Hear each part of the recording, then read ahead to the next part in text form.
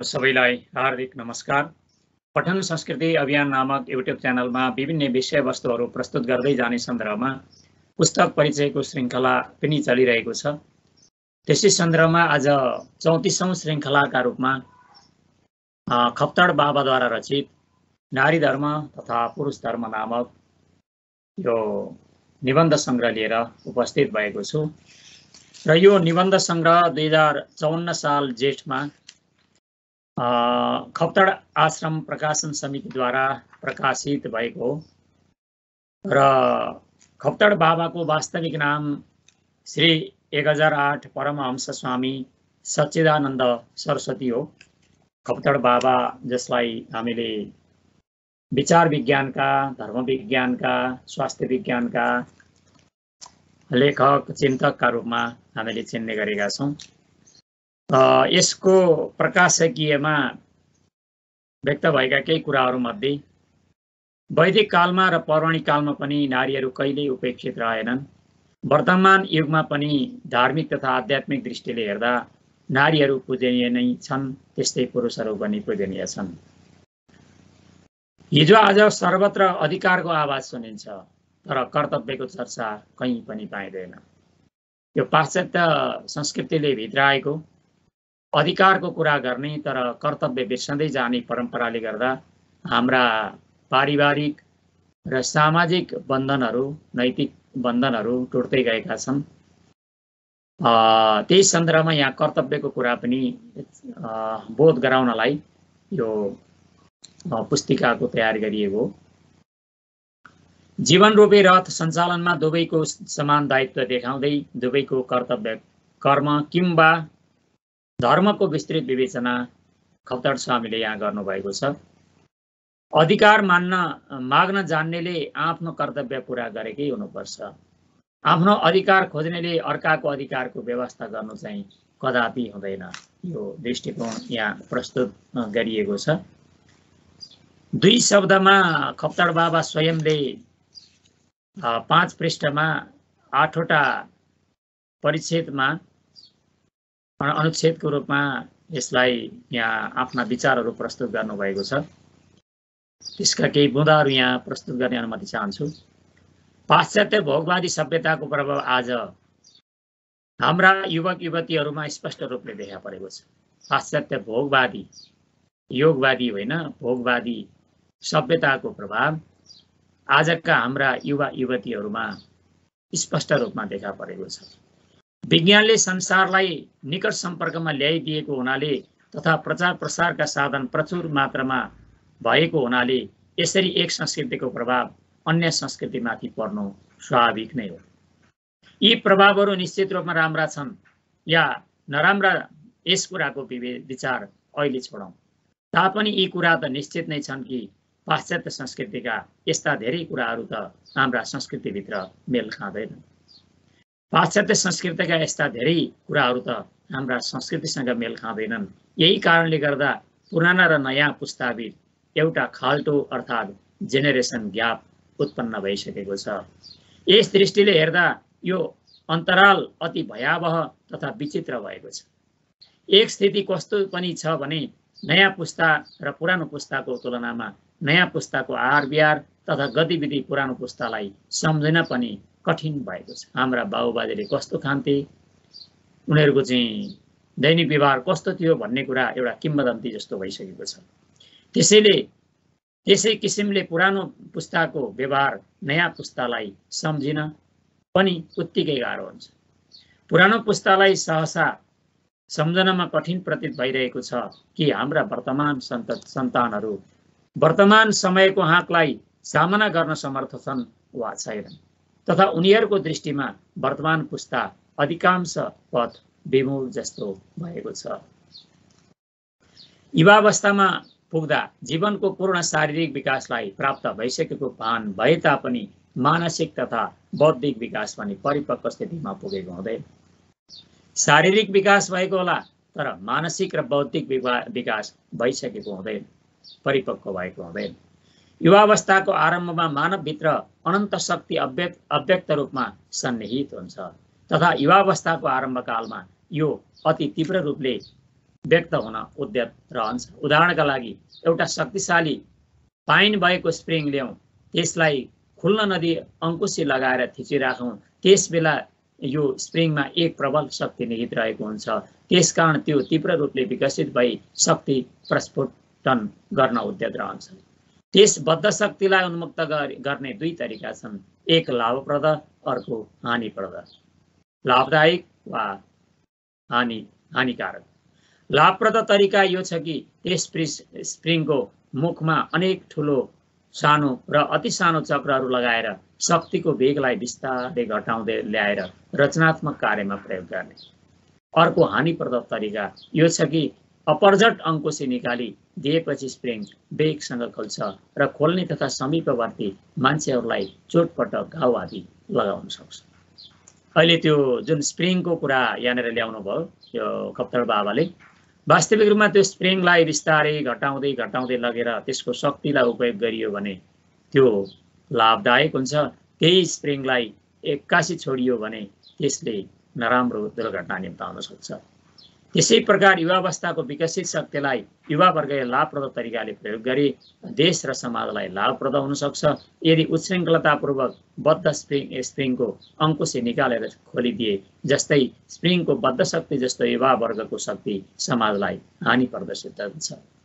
यही कारणले युवावस्थामा युवक युवतीहरूमा महान जोश, उत्साह तथा संसारमा आएर हामी देश वा समाजका लागि केही गरेर जाउँ भन्ने तीव्र लालसा हुन्छ। तर के गरौँ, कसो गरौँ, उनको आदर्श के हुनुपर्ने, त्यसको प्रेरणा स्रोत के हो, उसको मार्गदर्शक को हुन्। वर्तमान परिस्थितिहरूमा तिनीहरू यस्ता विवशताहरूबाट प्रभाव भइरहेका छन्। यस्ता अनेक प्रकारको प्रश्न चिन्ह नयाँ पुस्ताका सामु दिन प्रतिदिन आइरहेका छन्। नयाँ पुस्ताको उत्साह शक्ति केही गरेर जाउँ को प्रबल इच्छा प्रशंसनीय छ, तर उसले के गर्ने, कुन सिद्धान्तको आदर्श मान्ने, उनीहरूको लक्ष्य के हुनुपर्ने तथा उनीहरूको आदर्श के हुनुपर्ने आदि कुराहरूको राम्ररी निष्पक्ष रूपले सोच विचार गरेपछि आफ्नो नयाँ जोश र उत्साहलाई उचित तरिकाले प्रयोग गरेर संसारलाई स्वर्गतुल्य बनाउन उनीहरू सक्दछन्। हामीहरूलाई भविष्यमा एउटा यस्तो पुस्ताको नितान्त आवश्यक छ जसको घाँटीभन्दा तलको भाग युवा पुस्ताको तथा मस्तिष्क एक अनुभवी वृद्ध पुरुषको होस्। हामीहरूलाई भविष्यमा एउटा यस्तो पुस्ताको नितान्त आवश्यक छ जसको घाँटीभन्दा तलको भाग युवा पुरुषको तथा मस्तिष्क एक अनुभवी वृद्ध पुरुषको होस्। यस प्रकारको नयाँ पुरुषले अथवा नयाँ पुस्ताले संसारलाई सुखी तथा शान्त अवस्थामा परिणत गर्न सक्दछ। घाँटीभन्दा तलको भाग युवा पुरुषको तथा मस्तिष्क एक अनुभवी, हामीले चाहिँ त्यो विचारको उत्साह उमङ्ग छ युवा अवस्थामा, त्यो खालको उत्साह उमङ्ग घाँटीभन्दा तलको भाग मस्तिष्कको भाग एउटा अनुभवी वृद्ध पुरुषको जस्तो भइदियो भनेदेखि आजको नयाँ पुस्ताले संसारलाई सुखी र शान्त बनाउन सम्भव देखिन्छ। यो खप्तड बाबाको दृष्टिकोण। यसै गरी यहाँ धेरै दृष्टिकोण आएका छन्। आजभन्दा जटिल प्रश्न चिन्ह नयाँ पुस्ता सक्षम आइरहेका छन्। त्यसभन्दा सबैभन्दा ठुलो प्रश्न चिन्ह पारिवारिक जीवन तथा वैवाहिक जीवनलाई आदर्श व्यवहार प्रदान बनाउने पक्ष नै चुनौती रूपमा रहेको छ। पारिवारिक जीवन तथा वैवाहिक जीवनलाई आदर्श व्यवहार प्रदान बनाउने, त्यसलाई जीवन पर्यन्त लगनगाँठो घाँसिरहने त्यो जुन पक्ष हो त्यो चुनौतीको रूपमा आएको छ। यसै उद्देश्यले हिन्दू धर्म अनुसार पारिवारिक जीवन अर्थात् पति पत्नीको परस्परको कर्तव्यहरूको अथवा धर्महरूको केही विधान संक्षेपमा प्रस्तुत पुस्तिकामा गरिएको छ। यदि कुनै महानुभावहरूले प्रस्तुत पुस्तिकामा उल्लेखित वैवाहिक जीवन सम्बन्ध पति पत्नीको परस्पर कर्तव्यलाई अपनाएर पारिवारिक जीवनका घरेलु झै झगडा तथा वैमनस्यहरू हटाएर आफ्नो जीवनलाई सुखी र समृद्ध बनाउन सके भने यो पुस्तिकाको लेखन प्रयासलाई मैले सफल मान्नेछु। यहाँ जति पनि लेखिएको छ हिन्दू धर्मको वैवाहिक पद्धति अनुसार नै लेखिएको छ। खप्तड बाबाले आफ्नै विचारले यहाँ लेख्नु भएको होइन। यो हाम्रा पूर्वीय वाङ्मयमा रहेका धर्मशास्त्रहरू, इतिहास, पुराणहरूमा उल्लेख भएका नारी र पुरुष सम्बन्धी आचार विचारहरू र वैवाहिक पद्धतिका नियम अनुसार यहाँ उल्लेख गरिएका छन्। किनभने हामीहरू संसारको एकमात्र हिन्दू देशका नागरिक हौँ तथा हाम्रो हिन्दू संस्कृतिको धरातल पनि अति उच्च छ विश्वमै। प्रेम विवाह, अन्तर्जातीय विवाह, अन्तर्देशीय विवाहहरूको विषयमा यति मात्र भन्न सक्दछु कि उक्त प्रकारका विवाहहरू र प्रेम कथा लेख्ने तथा प्रेम अभिनयको उपन्यास आदि ग्रन्थलाई पढ्दाखेरि त अत्यन्त रुचिकर र आकर्षक जस्तो प्रतीत हुन्छ, तर व्यवहारमा 5% भन्दा बढी कहीँ पनि सफल हुन सकेको देखिँदैन। ती जुन प्रेम विवाह हुन्, अन्तर्जातीय इन्टरकास्ट विवाह हुन्, अन्तर्देशीय एक देशका अर्को देशसँग गरिने बीचको चाहिँ विवाह होस्, ती विवाहहरू केवल उपन्यासमा, कथामा, फिल्ममा देख्न र सुन्नमा चाहिँ हामीलाई अत्यन्त रुचिकर लाग्छन्, तर ती चाहिँ व्यवहारमा वास्तविक रूपमा एकले अर्काप्रति चाहिँ निर्वाह गर्नुपर्ने जुन एउटा सहयोग, सद्भाव हो, भूमिका हो, त्यो 5% भन्दा बढी कहीँ पनि सफल हुन सकेको छैन भन्ने दृष्टिकोण खप्तड बाबाको रहेको छ। विशेष गरी हाम्रो संस्कृतिमा पाश्चात्य सभ्यताको र हाम्रो संस्कृतिको पारिवारिक जीवनमा निकै भेद रहेको छ। यो कुरा प्राय सबैलाई विदित नै छ। यहाँ ठाउँ ठाउँमा भाषाको कठोरताको आभास हुनु धेरै सम्भव छ। यहाँ उहाँले आफूले आत्मलोचना पनि गर्नुभएको छ। कतिपय अहिलेका लेखकहरूले आत्मलोचना गर्ने क्षमता गुमाउँदै गएका छन् र जस्तो लेखे पनि स्तरीय रह्यो भन्ने लाग्छ, तर खप्तड बाबाले यहाँ आफ्नो भाषा शैलीमा आएका केही कमजोरीहरूलाई उहाँले स्वीकार्नु भएको छ र क्षमा माग्नु भएको पनि छ।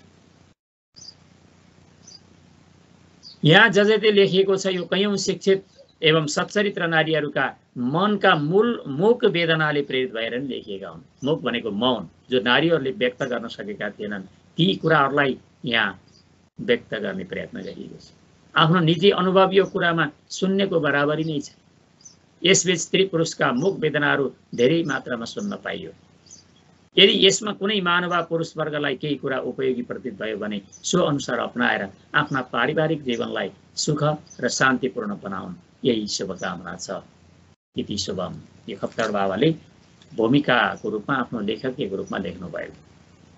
अब यसमा यो पुस्तिकामा के कस्ता विषयवस्तुहरू छन् भन्ने बारेमा यहाँ संक्षेपमा यो विषय सूचीबाट हेरौँ।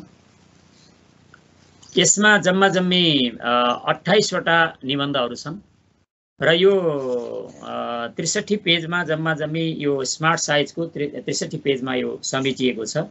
सानो छ पुस्तिका, तर शरीरको आँखाको नानी जतिको महत्त्वपूर्ण छ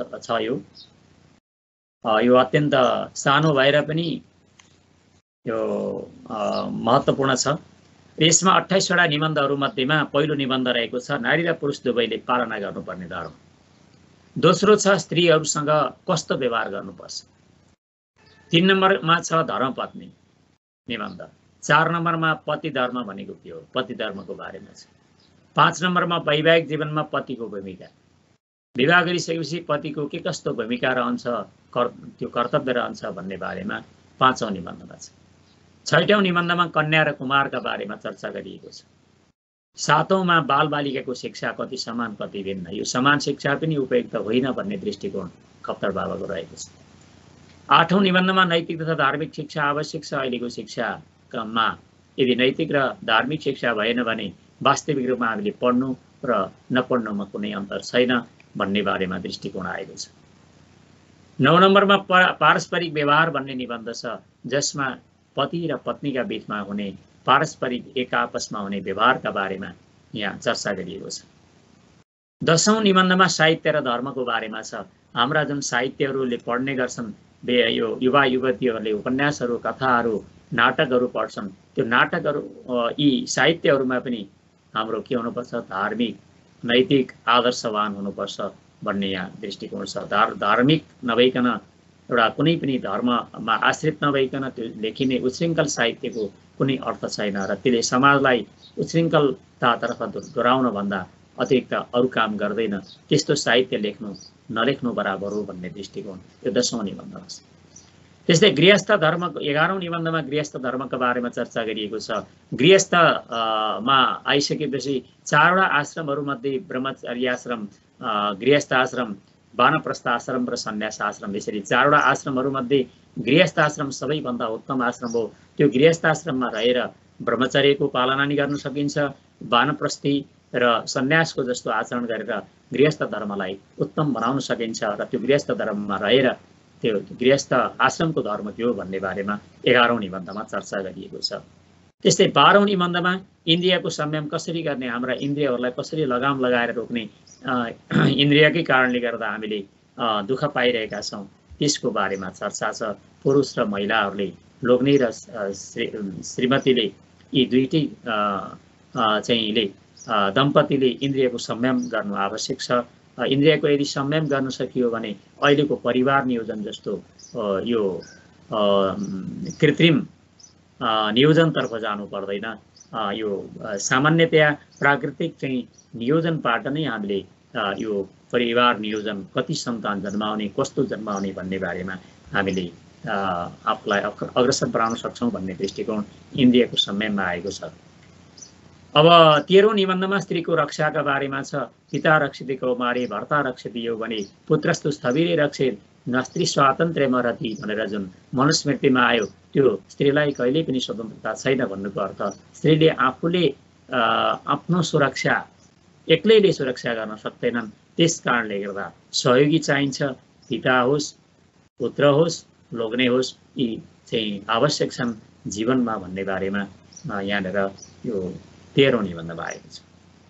14औं निबन्धमा जडवादीहरूको धारणा, अहिलेका भौतिकवादीहरूको धारणालाई यहाँनिर जडवादी धारणा भन्ने दृष्टिकोण यहाँ ल्याइएको छ।